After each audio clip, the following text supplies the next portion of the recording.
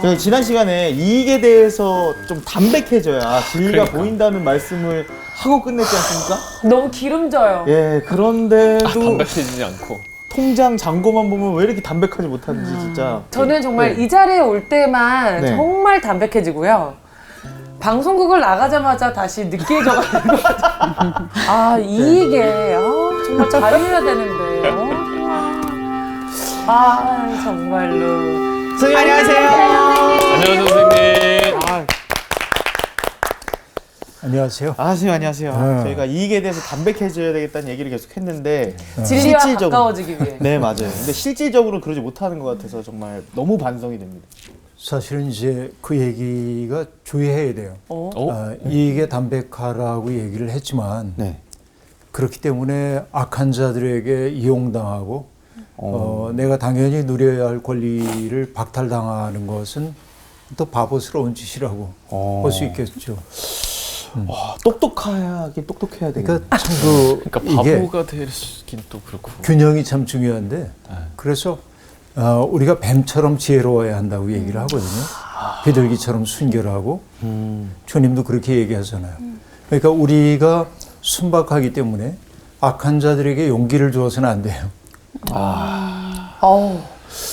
그 굉장히 중요한 일이라는 생각이 듭니다. 그러니까 이제 이익에 담백하라고 하는 얘기는 누가 내 거 막 뺏어가더라도 그래 이러란 얘기가 아니고 어떤 그 관계에 어려움이 생길 수가 있을 때 그 관계를 유지하는 게 더 소중하다고 여길 때 가급적이면은 내가 손해 나는 쪽으로 가면은 평화롭게 된다는 얘기이지 어떤 경우에도 나의 이익을 포기하라고 하는 말로 받아들이면 안 돼요.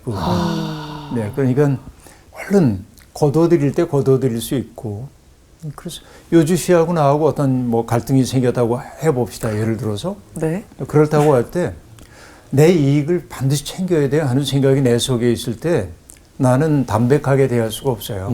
어떤 사람들을. 그런데 그 이익이 죽고 사는 문제가 아니라고 한다면 요주 씨하고 아름다운 관계를 더 지속하는 게 나한테 소중해요. 이건 내가 내려놔도 괜찮아. 이런 그 담백함. 이런 거 얘기하는 거지 악한 자들에게 기회를 주라고 하는 말은 결코 아니에요. 오해하지 말기를 바랍니다. 네, 똘똘하게 균형 잡히게. 네. 뱀처럼 지혜롭게. 오늘 수업 요한복음 58강 보라 너희 왕이로다. 요한복음 19장 1절부터 16절까지를 공부하겠습니다. 연희엘 씨 부탁해요. 네. 이에 빌라도가 예수를 데려다가 채찍질하더라. 군인들이 가시나무로 관을 엮어 그의 머리에 씌우고 자색 옷을 입히고 앞에 가서 이르되 유대인의 왕이여 평안할지어다 하며 손으로 때리더라. 빌라도가 다시 밖에 나가 말하되 보라 이 사람을 데리고 너희에게 나오나니 이는 내가 그에게서 아무 죄도 찾지 못한 것을 너희로 알게 하려 함이로라 하더라. 이에 예수께서 가시관을 쓰고 자색 옷을 입고 나오시니 빌라도가 그들에게 말하되 보라 이 사람이로다 하매 대제사장들과 아랫사람들이 예수를 보고 소리질러 이르되 십자가에 못 박으소서 십자가에 못 박으소서 하는지라. 빌라도가 이르되 너희가 친히 데려다가 십자가에 못 박으라. 나는 그에게서 죄를 찾지 못하였노라. 유대인들이 대답하되 우리에게 법이 있으니 그 법대로 하면 그가 당연히 죽을 것은 그가 자기를 하나님의 아들이라 함이니이다. 빌라도가 이 말을 듣고 더욱 두려워하여 다시 관정에 들어가서 예수께 말하되 너는 어디로부터냐 하되 예수께서 대답하여 주지 아니하시는지라. 빌라도가 이르되 내게 말하지 아니하느냐 내가 너를 놓을 고난도 있고 십자가에 못 박을 고난도 있는 줄 알지 못하느냐. 예수께서 대답하시되 위에서 주지 아니하셨더라면 나를 해할 권한이 없었으리니 그러므로 나를 내게 넘겨준 자의 죄는 더 크다 하시니라. 이러함으로 빌라도가 예수를 놓으려고 힘썼으나 유대인들이 소리질러 이르되 이 사람을 놓으면 가이사의 충신이 아니니이다. 무릇 자기를 왕이라 하는 자는 가이사를 반역하는 것이니이다. 빌라도가 이 말을 듣고 예수를 끌고 나가서 돌을 깐 뜰 히브리 말로 가바다에 있는 재판석에 앉아 있더라. 이 날은 유월절의 준비일이요 때는 제6시라. 빌라도가 유대인들에게 이르되 보라 너희 왕이로다. 그들이 소리 지르되 없이 하소서 없이 하소서 그를 십자가에 못 박게 하소서. 빌라도가 이르되 내가 너희 왕을 십자가에 못 박으랴. 대제사장들이 대답하되 가이사 외에는 우리에게 왕이 없나이다 하니 이에 예수를 십자가에 못 박도록 그들에게 넘겨주니라. 네. 성경에서 아주 고통스러운 그런 장면에 우리가 마침내 당도하게 되었습니다. 그러나 외면하고 갈 수도 없는 그런 장면이기도 합니다. 빌라도가 예수님을 데려다가 채찍질하더라 이렇게 말합니다. 채찍질 당하신 예수님.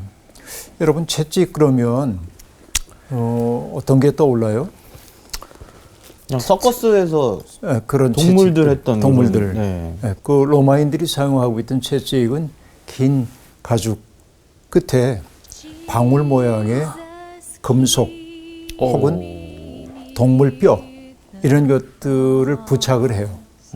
그래서 그걸 가지고 이제 때리면 그 끝에 붙어 있는 금속이나 뼈 조각 같은 것들이 살을 파고들기 때문에 살점이 느껴져 나가고, 그러니까 예수님이 채찍질을 당했다고 하는 것은 그저 몇 대 맞았다 이런 정도가 아니고 그야말로 그 채찍질 그 자체가 너무나 큰 고통이라는 사실을 보여주고 있는데요.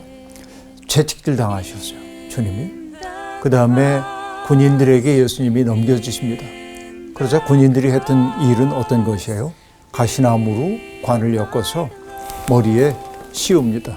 당연히 상처가 났겠죠. 이마에 상처가 나고, 그런가 하면 이제 예수님에게 자색 옷을 입혔다 이렇게 되어 있습니다.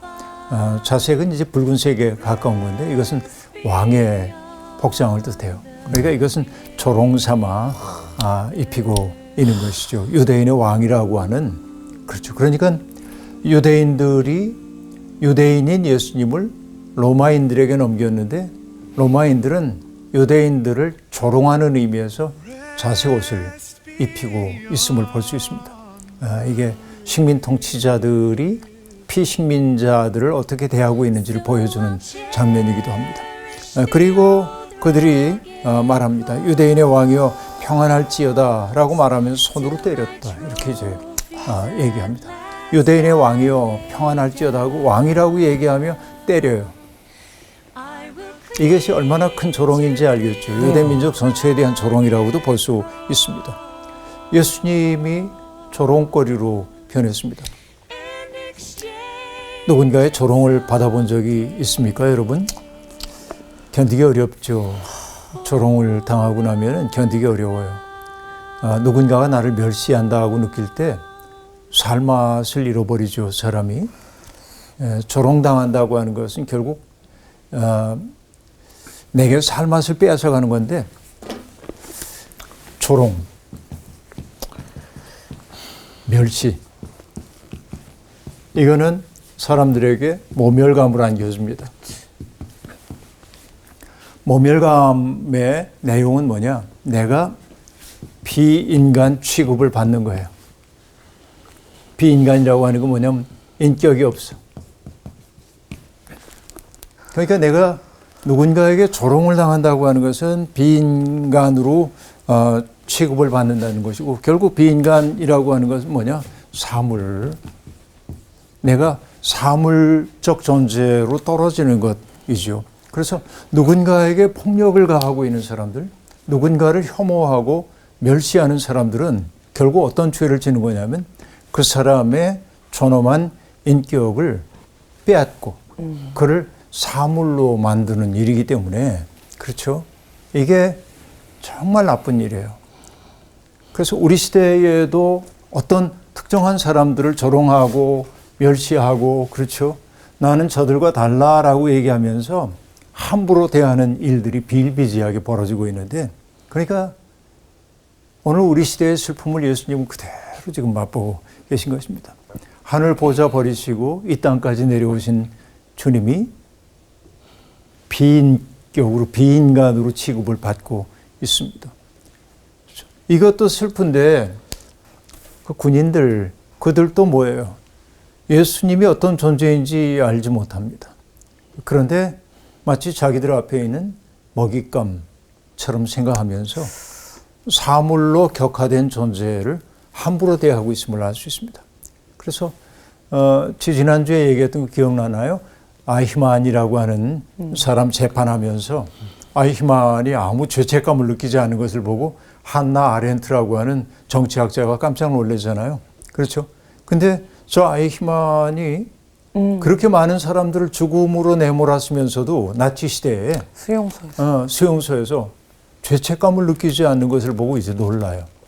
그때 한나 아렌트가 생각했던 게 사람은 왜 저 지경이 됐을까? 그럴 때 나왔던 게 뭐였죠? 무사유, 생각하지 않음. 그렇죠? 무사유. 제일 무서워. 아무것도 생각하지 않은 거예요. 응?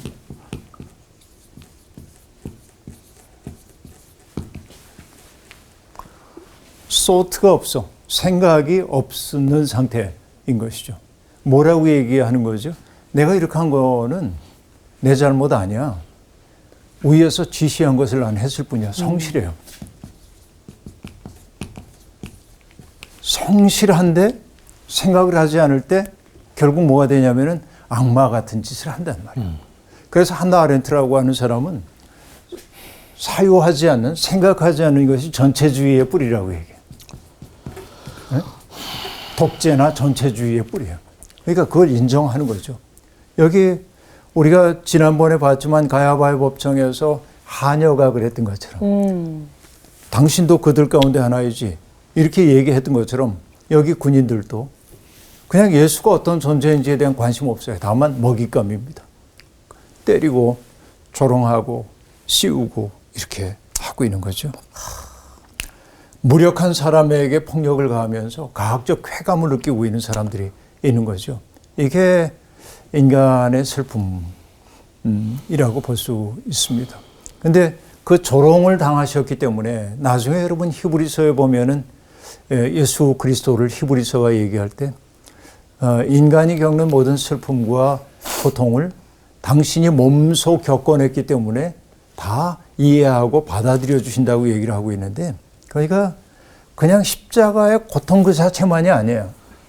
이 비인격으로 취급받는 조롱을 견딜 수밖에 없었다고 하는 게 이게 여러분 누군가를 이렇게 죽음으로 내몰고 있는 사람들은 그들을 죽이기 위해 하는 일 가운데 하나가 뭐냐면 그들 사물로 만드는 것입니다. 금방 얘기했던 그 한나 아렌트도 들려주고 있는 얘기인데요. 이런 얘기입니다. 저 사람들 죽여 그러면 죽이기 어려워요. 왜? 인격으로 보이기 때문에. 근데 언어를 바꿉니다. 뭐라고 얘기하냐면 유대인 멸절 계획 이렇게 하면 못 죽여요. 차마. 근데 이렇게 바꾸는 거예요. 언어를. 최종 해결책 이렇게 말을 바꿔요. 그러면은 자기가 하고 있는 일은 사람을 죽이는 게 아니라 위에서 지시한 해결책을 따르는 일이 되는 거예요. 죄책이 감면돼요. 이게 사람들의 모습이에요. 악은 평범합니다. 어떻게 보면. 우리 가장 주위에 있는 사람들이 가장 악한 일을 저지를 수 있어요. 이게 악의 평범성이라고 한 말이기도 한데요. 그러니까 예수님을 죽음 가운데 내몬 그 사람들도 문제이지만 그 폭력의 하수인이 되어가지고 생각하지 않고 그 일을 수행하고 있는 그들도 슬픈 거죠. 주님은 그 슬픔까지도 안고 계셨던 것으로 보입니다. 빌라도가 다시 밖으로 나옵니다. 그리고 보라, 이 사람을 데리고 너희에게 나오나니 이는 내가 그에게서 아무 죄도 찾지 못한 것을 너희에게 알게 하려 함이로다라고 말합니다. 자, 이 사람 너희들 앞에 세웠어. 이 사람을 봐라 하고 얘기하잖아요. 그게 그 유명한 에케 호모라고 하는 말입니다. 이 사람을 보아라. 에케 호모. 들어보셨나요? 에케 호모. 이 사람을 보라. 이 사람을 보라. 여러분, 에케 호모라고 하는 것은 기독교인들은 조금 이제 귀 기울여 듣다 보면 이 말을 덜어 들을 때가 있을 겁니다. 여러분, 사실 그 말이 굉장히 유명한 까닭 가운데 하나는 지금의 체코에 있는 모라비아라고 하는 지역이 있는데 그 모라비아 교파의 지도자였던 18세기에 진젠도르프라고 하는 분이 있었습니다. 굉장히 부자예요. 백작이고 부유한 사람입니다. 그런데 어느 날 이탈리아 화가인 도메니코 페티라고 하는 사람의 그림 한 점을 봅니다. 그 그림의 제목이 뭐냐? 에케 호모예요. 이 사람을 보라. 가시면류관을 쓰고 있는 예수님이 로마 관원에 의해 끌려 나와가지고 이렇게 두 손을 들이고 이렇게 있는 모습입니다. 이걸 그려놓은 그림이에요. 그 속에서 예수님은 참 고요합니다. 고요하게 보여요. 피가 흐르고 있지만은 얼굴로 흘러내리진 않고 옆으로 이렇게 고요한 모습으로 이렇게 보여집니다. 근데 도메니코 페티는 그 그림 밑에 라틴어로 적어놨는데 어떤 말을 적었냐면 번역하면 이런 겁니다. 나는 너를 위해 이것을 하였다. 너는 나를 위해 무엇을 했느냐라고 적혀 있습니다. 진젠도르프는 그 글을 보고 큰 충격을 받아요. 그래서 자기의 재산을 다 팔아서 어려운 사람들을 도우면서 헤런 호트라고 하는 공동체를 만들어 사람들을 돕는 일을 하기 시작해요. 그러니까 에케 호모, 이 사람을 보아라 라고 하는 그 말인 것이죠. 그래요. 그런데 여러분 여기 보면은 흥미로운 대목이 하나 나옵니다. 뭐라고 얘기하냐면은 이 5절에 보면 이에 예수께서 가시관을 쓰시고 자색 옷을 입고 나오시니 그렇게 말하잖아요. 그냥 우리에게 평범하게 보여요. 아, 예수님이 가시관을 쓰고 자색 옷을 입고 나오셨구나 이렇게 생각할 수 있습니다. 근데 이거 유의해서 보면은 뭘 할 수 있냐면 예수님이 능동적으로 사람들 앞에 자신을 드러내신 것처럼 보이고 있어요. 문장이 그래요. 끌려와서 여기에 이제 세워졌다가 아니라 예수님이 가시면류관을 쓰시고 자색 옷을 입고 사람들 앞에 능동적으로 나온 것처럼 표현되고 있다는 얘기입니다. 이게 우리에게 상기시켜주고 있는 것이 어떤 것이죠? 이사야 53장에 나오는 얘기입니다. 그가 찔림은 우리의 허물 때문이요 그가 상함은 우리의 죄악 때문이라. 그가 징계를 받음으로 우리는 평화를 누리고 그가 채찍에 맞음으로 우리는 나음을 받았도다 라고 하는 그 말이죠. 주님은 이 고통을 무기력하기 때문에 당한 것이 아니고 결국 하나님께로 돌아감의 과정으로 받아들였다는 사실을 요한은 넌지시 그런 표현을 통해 보여주고 있어요. 막연하게 당하는 것이 아니라 이미 알고 있는 운명을 수용하시고 그 속으로 두벅두벅 걸어나가고 있음을 보여주고 있는 대목이라고 볼 수 있습니다. 대제사장과 아랫사람들이 예수를 보고 소리를 지릅니다. 십자가에 못 박으소서, 십자가에 못 박으소서. 그러자 빌라도가 말합니다. 너희가 친히 데려다가 십자가에 못 박으라. 나는 그에게서 죄를 찾지 못하였노라 라고 말합니다. 자, 로마의 형법에 의하면 십자가형에 처하는 죄가 여러 가지가 규정되어 있습니다. 여러분 늘 들어왔던 것들이 어떤 것이죠? 로마에 대한 정치적 반역 이런 것들이잖아요. 물론 이제 그런 것들이 십자가 처형입니다.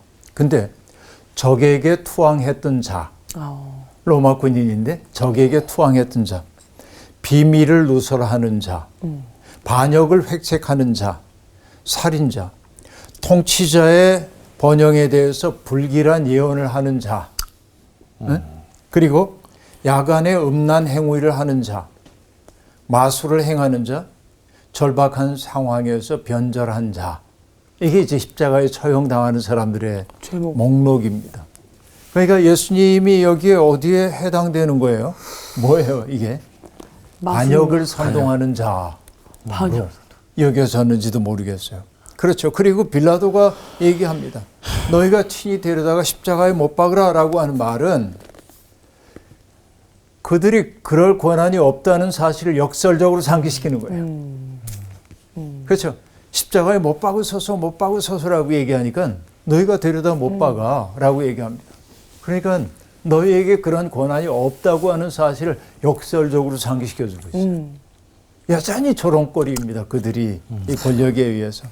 그리고 무죄한 자를 죽이려고 하는 그들의 시기심을 지금 폭로하고 있는 문장이라고 볼 수 있겠습니다. 그래서 유대인들이 인정합니다. 우리에게 법이 있으니 그 법대로 하면 그가 당연히 죽을 것은 십자가 처형할 권한은 자기들에게 없다는 사실을 인정해요. 자기들의 법에 의하면, 다시 얘기하면 토라에 의하면 이 사람은 마땅히 죽어야 한다는 겁니다. 그 죽어야 하는 이유가 뭐예요? 그가 스스로를 하나님의 아들이라고 했다는 겁니다. 다시 말하면 신성모독을 저질렀다는 거예요. 자, 여호와의 이름을 모독하면 그는 반드시 죽일지니, 이게 레위기에 등장하고 있는 얘기거든요. 그러니까 여호와의 이름을 모독했다는 거예요. 지금 예수가 신성모독을 저질렀다는 겁니다.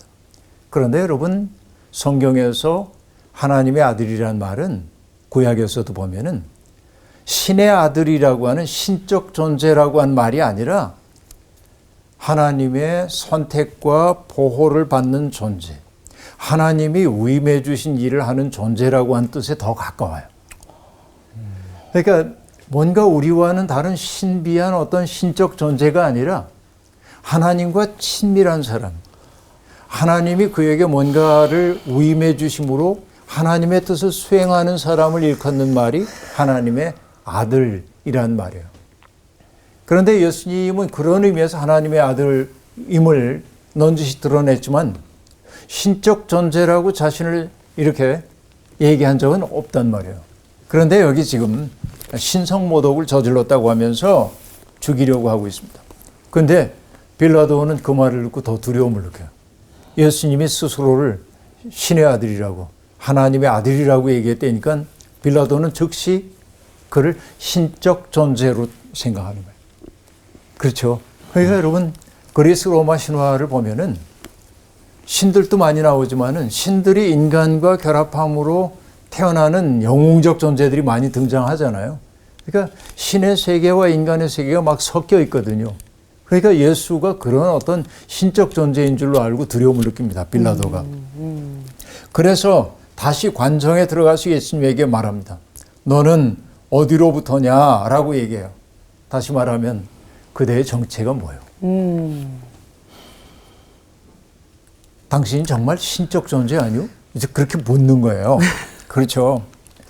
그러자 예수님이 아무 대답도 하지 않습니다. 부질없는 질문임을 알기 때문에 그렇습니다. 빌라도가 말합니다. 내게 말하지 아니하느냐? 내가 너를 놓을 고난도 있고 십자가에 못 박을 고난도 있는 줄 알지 못하느냐라고 얘기합니다. 자기에게 위임된 권리를 잘 알고 있어요. 빌라도는 그렇잖아요. 그렇죠. 그러니까 자기 권한으로 너를 죽일 수도 있고 살릴 수도 있어 이렇게 얘기합니다. 그러나 여러분, 우리는 모든 정치적 권리라고 하는 게 하나님으로부터 주어지어야만 한다는 사실을 알고 있습니다. 그래서 누가복음 12장에서도 예수님이 말씀하시죠. 내가 내 친구 너희에게 말하노니 몸을 죽이고 그 후에는 능히 더 못하는 자들을 두려워하지 말아라 라고 말합니다. 주님은 이미 생사를 넘으셨어요. 진리의 세계 속에 들어가기 때문에. 그러니까 내가 너를 죽일 수도 있고 살릴 수도 있어 라고 얘기하는 게 예수님에게 큰 효력을 발휘 못해요. 왜? 이미 주님은 죽음 너머의 세계 속에 속해 있기 때문에 그렇습니다. 지난 시간에 얘기했던 대로 땅에 있지만은 세상에 있지만은 세상에 속한 존재가 아니기 때문에 그런 것이죠. 그런데 그런 이 앞에 내가 너를 죽일 수도 있고 살릴 수도 있어. 그 권한이 있어. 이렇게 얘기를 합니다. 그러자 예수님이 말씀하십니다.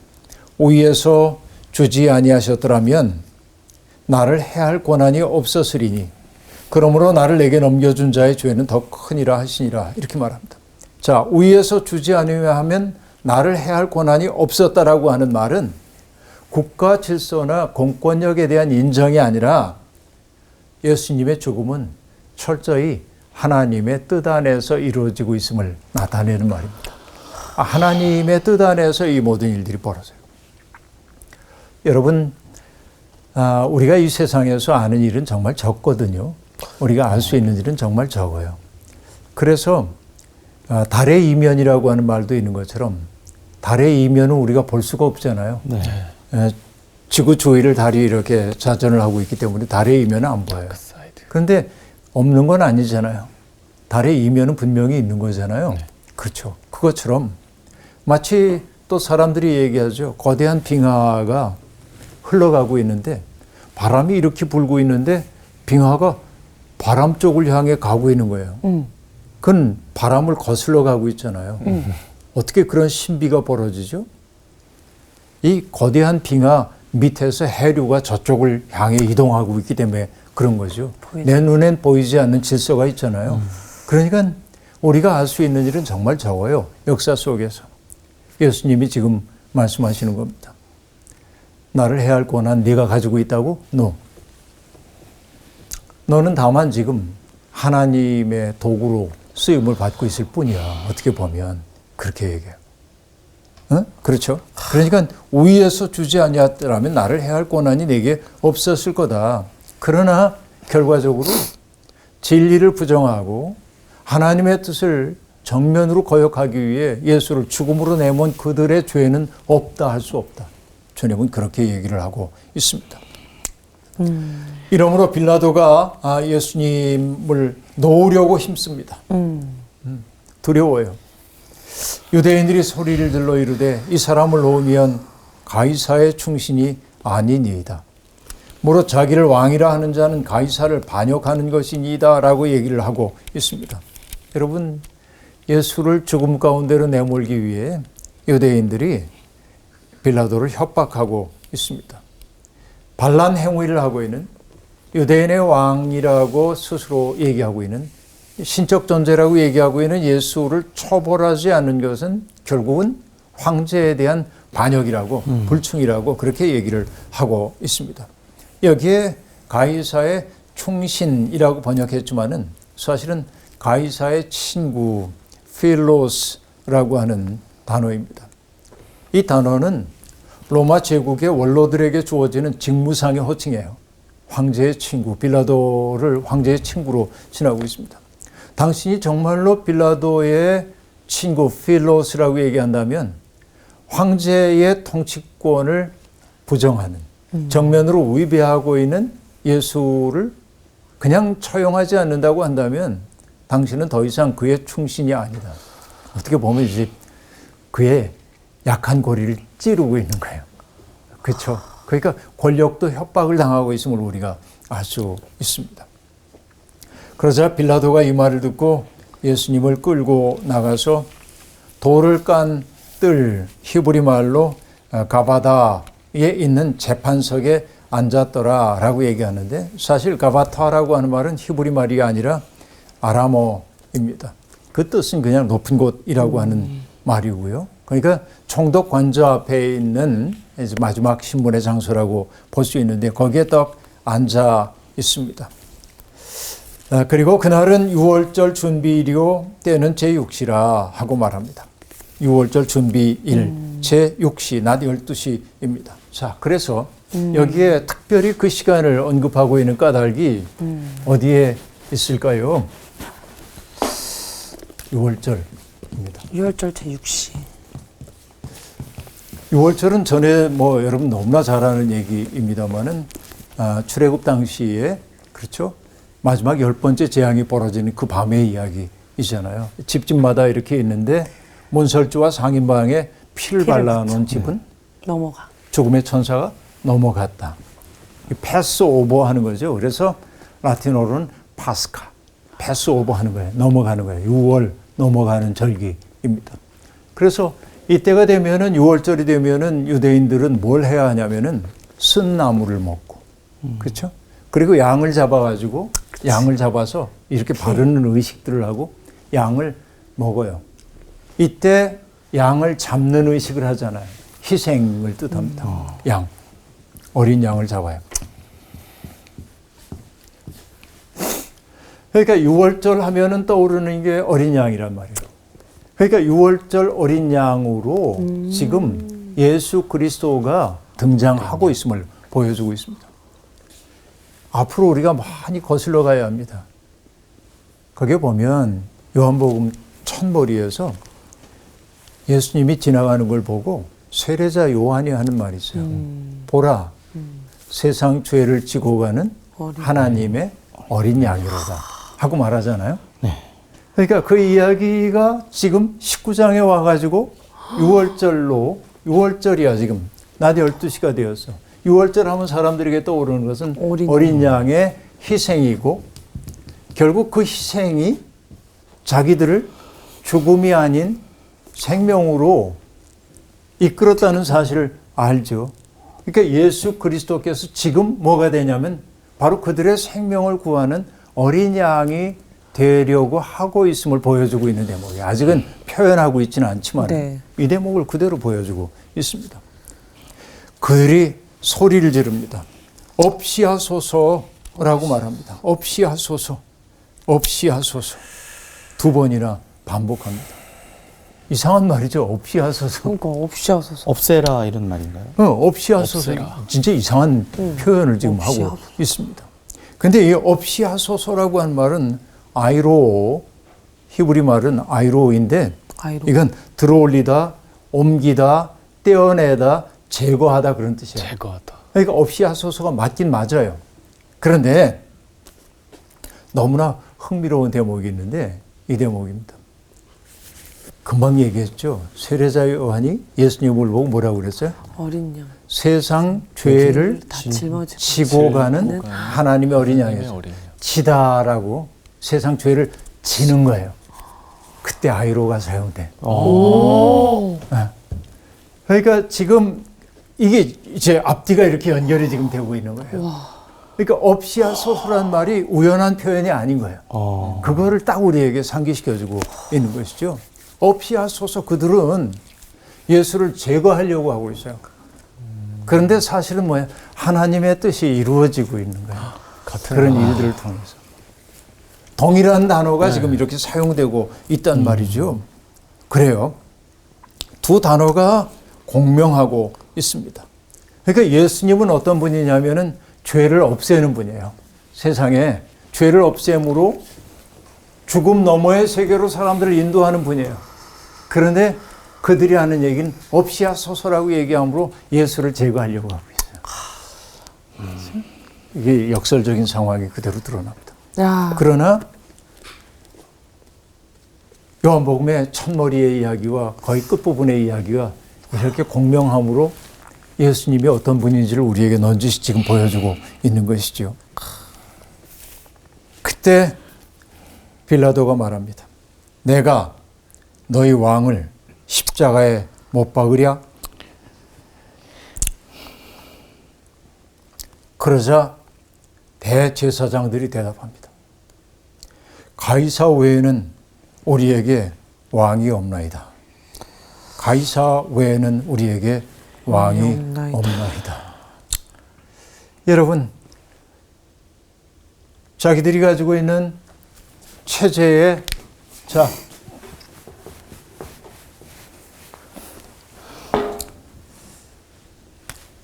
성전 체제를 보면은 뭐 여기 이제 지성소가 있고 그죠? 여기는 1년에 한 번씩 대제사장만 들어갈 수 있는 것이고 성소가 있죠. 성소 제사장만 들어갈 수 있는. 그리고 이제 여기 뜰이 유대인들 들어갈 수 있는 곳이 있고 이렇게 이제 공간적으로 구획되어 있는데 이방인들 들어가는 곳, 여인들이 있는 곳. 그러니까 장소로서 이미 계급이 딱 만들어졌잖아요. 이게 공간화된 계급입니다. 이게 성전이라고 하는 게 공간화된 계급이에요. 그러니까 그들은 늘 이 자리에서 특권을 누리고 있는 것이에요. 근데 예수 그리스도가 했던 것은 뭐냐면 이 장소성에 대해서 예수님은 긍정하지 않는 거예요. 이 바깥에 있는 것을 운명처럼 받아들이고 있는 사람들에게 아니야 그렇지 않아 너희들이 얼마나 존귀한 존재인지 몰라 라고 얘기했을 때 그들은 뭐냐면 자기들의 이 특권의 위계가 무너지고 있다고 느끼기 때문에 그것을 뒤흔드는 자인 예수를 제거하려고 해요. 근데 마침내 그들의 입에서 나온 얘기가 뭐냐면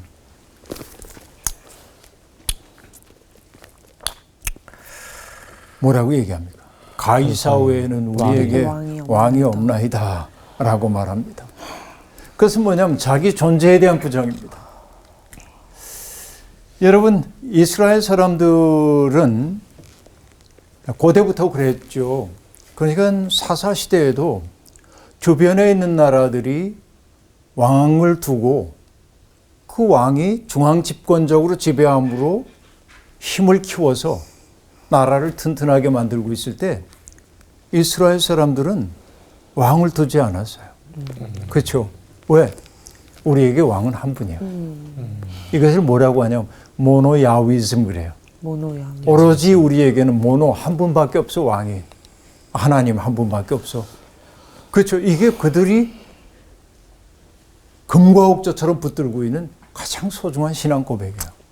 근데 그들은 예수를 없애기 위한 하나의 목적 때문에 자기들의 신앙의 터전 그 자체, 가장 중심적인 가치를 포기하고 가이사 외에는 우리에게 왕이 없다고 그렇게 말합니다.